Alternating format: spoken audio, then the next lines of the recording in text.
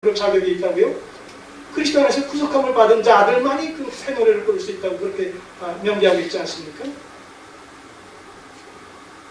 그러니까 예배 현장에서는 구속의 은혜가 나타나는 곳곳마다에서는 이 크신 일을 이루신 하나님을 향한 이 찬송과 찬양이 항상 넘쳐나야 된다는 겁니다. 어떻게 보면 우리 교회의 예배 속에 찬송이 처음 참석하는 사람들의 입장에서는 다른 교회와 비교했을 때 찬송 부르는 이 곡이 더 찬송의 양이 많지 않나 하는 그런 생각을 하는 것 같아요. 경향이. 얘기를 들어보면 여러분, 그러나 그것이 흠이 될 수 있습니까? 그것이 흠이 될 수가 없어요. 근데 흠이 되느냐 얘기하는 경우가 왕왕 있단 말이에요.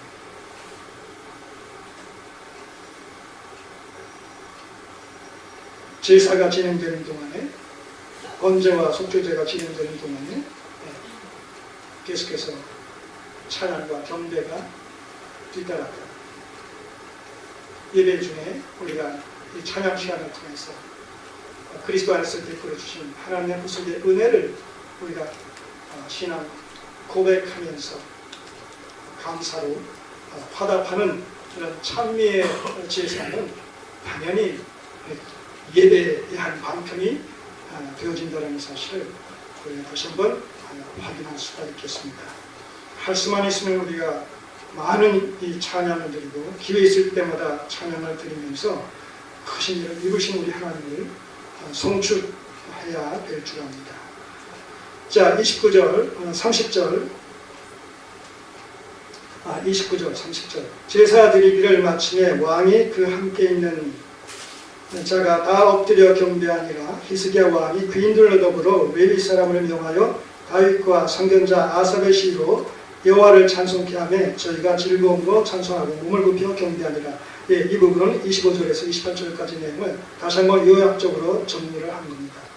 자, 이렇게 해서 제사가 진행되어지고 그 과정 속에서 찬송을 통해서 하나님 앞에 이제 온전히 속죄함을 받고 헌신을 다짐하는 이런 분위기가 조성이 되어지는 가운데 31절 이하는 바로 이 화목제를 드리는 이런 내용이 소개되어 있습니다.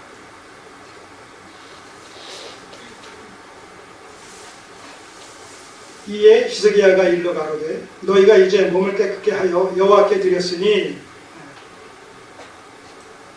제사를 통해서 속죄함을 받고 찬양과 경배를 통해서 하나님 앞에 헌신을 다짐했으니 마땅히 나와 제물과 감사 제물을 여호와의 전으로 가져오라. 회중이 드디어 제물과 감사 제물을 가져오되 무릇 마음에 원하는 자는 또한 번제물을 가져오니. 자, 그렇기 때문에 이 화목 제물은 강요되어진 그 제물이 아니죠. 바로 구속의 은혜에 대한 감사의 반응으로 하나님께 드리는 제물이기 때문에 바로 자원에서 기쁨과 즐거움으로 드려지는 그런 제물입니다. 우리 하나님 앞에 어떤 이 현대교회 속에서 헌금을 드린다라는 개념도 그런 맥락이죠. 그런 맥락이죠. 하나님께서 주신 구원의 생명을 투자해서 그 생명력으로 얻어진 물질의 일부를 드린다라고 했을 때 이 모든 것이 하나님의 소유입니다. 그 하나님의 소유를 우리에게 허락하셔서 우리의 생명을 살아가게 하시고 그 결과로 하나님 앞에 또 감사함으로 모든 소유가 하나님의 것입니다라는 것을 또 증거하기 위해서 또 하나님 앞에 드리는 이런 그 행위가 결국은 헌금 행위다. 현대교회 속에서 드리는 헌금의 진정한 구속사적인 의미가 그렇다는 것을 늘 기회 있을 때마다 말씀을 드렸습니다.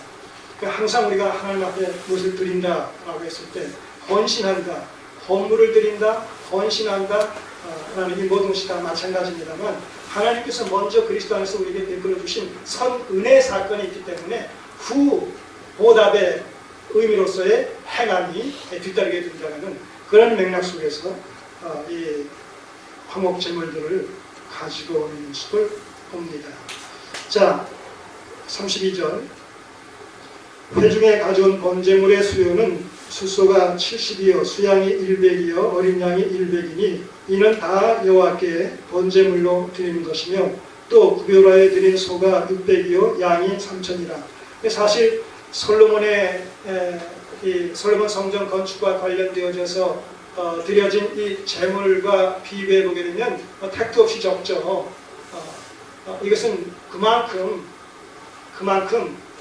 그 시대적 상황이 아하스 왕 시대에 이 남유다 백성들이 총체적으로 우상 숭배에 빠져 있었던 이런 상황 속에서 히스기야의 종교 개혁을 통해서 그것이 이제 반전이 되었지만 그렇다고 해서 온전한 그런 그 종교 개혁의 결과로 말미암는 이런 그 상황을 우리가 여기서 발견하지는 못하는 거죠. 뭔가 이 부족한 이런 것을 보게 되는 것이죠. 종교 개혁을 통해서 개신이 되어지는데, 회개가 되어지는데 그 결과로 나타나진 이런 그 바쳐진 제물들을 보게 되면 뭔가 부족한 이런 부분들이 엿보인단 말입니다. 그러니까 계속해서 이제 이런 상황 속에서 여호와 중심의 어떤 그 신앙이 그리고 믿음이 자라가야 되는 것이죠. 자라가야 되는 것이죠. 비근한 예를 들어볼까요? 자, 우리가 이 구원받은 하나님의 백성들이 처음 이제 경험하게 되는 것은 하나님 앞에 무엇을 드린다는 거 아니겠습니까? 헌금을 드린다라고 했을 때 처음에는 어떻게 돼요? 어떤 마음으로 드리게 됩니까? 솔직한 얘기로 인색한 어떤 마음이 작용을 한단 말입니다. 이것저것 계산을 하게 되고 집안의 어떤 필요 다 나머지 고려하게 되고, 그러나 점점 믿음 안에서 이제 심화되어지고 성숙되어지게 되면 어떻게 그 모든 것에 우선하여서 하나님 앞에 드린다라는 그런 개념이 우선순위에서 앞서게 되죠. 그래서 더 많은 것을 또 드리게 되고 없는 중에도 드리게 되고 그렇게 되어지는 것이죠. 그런 그 관점에서 이 내용들을 이렇게 살펴보시면 어느 정도 이해를 하실 거예요.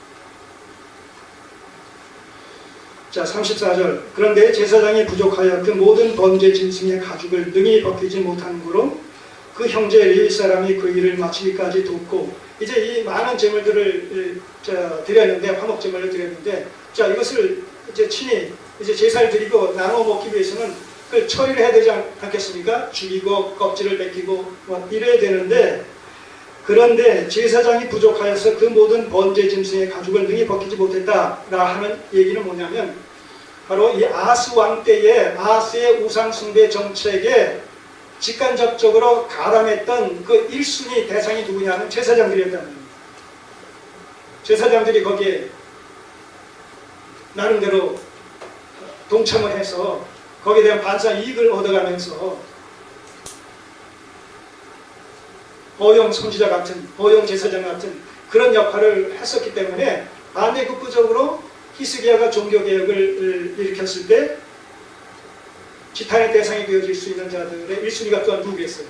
제사장들 아니겠습니까? 자, 그러니까 이 히스기야 시대에 제사장들의 수가 절대 부족하게 된 것이죠. 적극적으로 여호와 중심의 이런 그 제사에 동참하고자 하는 제사장들의 숫자가 상대적으로 줄어들 수밖에 없었다는 거예요. 왜냐하면 더 많은 제사장들이 아하스의 그 우상 숭배 정치에 가담했었기 때문에 뭐 양심의 어떤 가책을 받을 수도 있고, 그리고 또한 히스기야의 종교 정책에 비토하는 그런 그 세력들도 있을 테고, 그렇기 때문에 이 종교 개혁에 적극 참여하지 못하는 이런 부분들이 있을 수 있었다는 것이죠. 그래서 레위인들보다도 제사장들이 이 히스기야의 종교 개혁에 소극적으로 임했다라는 것을 여기서 보게 됩니다.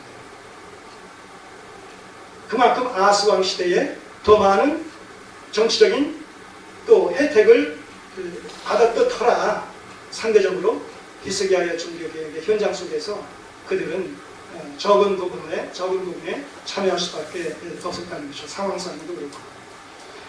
자, 그래서 이런 많은 이 화목 제물을 백성들이 드렸을 때 그것을 정리하는 과정 속에서 제사장이 부족하여 그 모든 번제 짐승의 가죽을 능히 벗기지 못하도록 그 형제 레위 사람이 그 일을 마치기까지 도왔다는 거예요.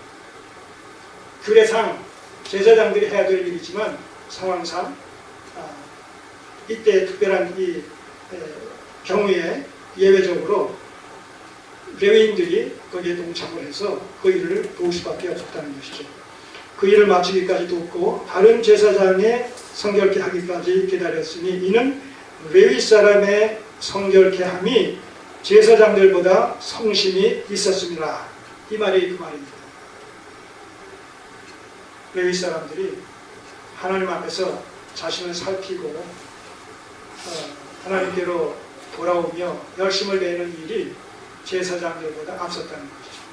그래서 아까 말씀드렸듯이 아스왕 시대에 제사장들이 더 많은 이런 특혜와 특권을 누리고 있었기 때문에 상대적으로 히스기야 시대의 종교개혁 이런 그 정책과 그런 분위기 속에서 제사장들이 상대적으로 그 지위가 그 세력이 위축될 수밖에 없었던 관계로 레위인들이 더 적극적으로 하나님 앞에 열심을 내는 이런 모습으로 나타났다는 것입니다.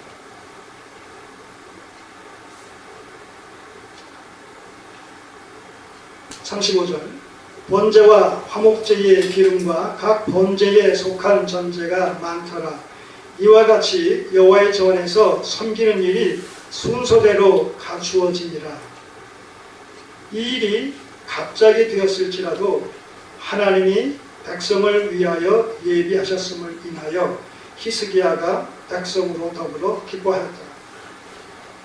자, 히스기야의 아비 시대에 남유다의 영적인 상태는 영적 암내에 빠져 있다고 해도 과언이 아닌데 히스기야 시대에는 그것이 또 180도 전환이 돼서 빛 가운데로 또 돌아오게 되는 이런 상반된 모습을 우리가 보면서 여기서 저자가 뭐라고 표현해요?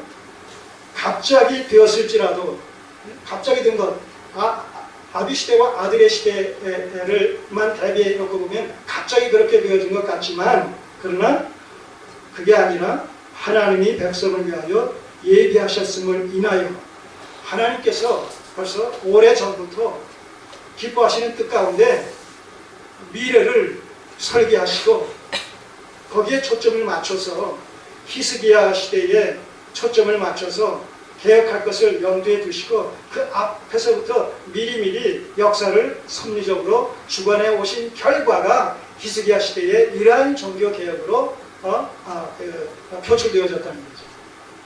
여기서 우리는 다시 한번 역사의 주관자가 되시는 하나님이심을 아주 명명백백하게 확인해 볼 수가 있죠.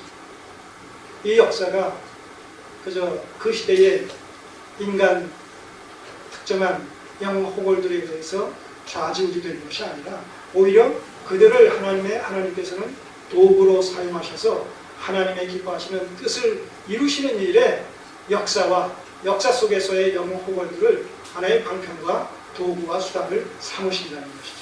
그래서 궁극적으로는 뭐예요? 사람의 뜻이 이루어지는 것이 아니라 하나님의 뜻이 이루어진다는 거예요. 궁극적으로는 하나님의 뜻이 이루어진다는 것이죠. 그래서 우리 그리스도인들은 성경의 근거에서 성경적인 역사관과 또 가치관과 인생관을 정립해야 될 이유가 이런 데 있는 것이죠. 자, 오늘 우리는 이제 히스기야를 통해서 아비 시대에, 아스왕 시대에 영적으로 깊은 암매에 빠져 있었던 이런 그 여호와의 신앙이 이제 회복되어지는 성전 정화를 통해서